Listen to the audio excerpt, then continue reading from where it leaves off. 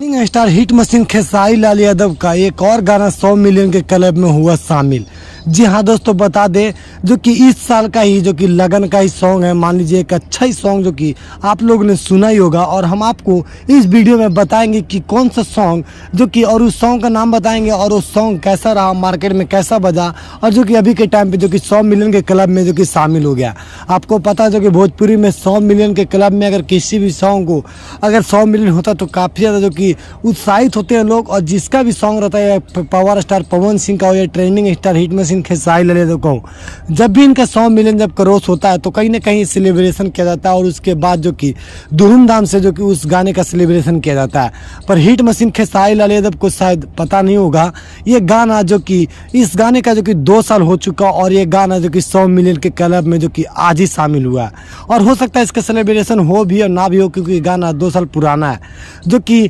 सुताला तनी कोरा में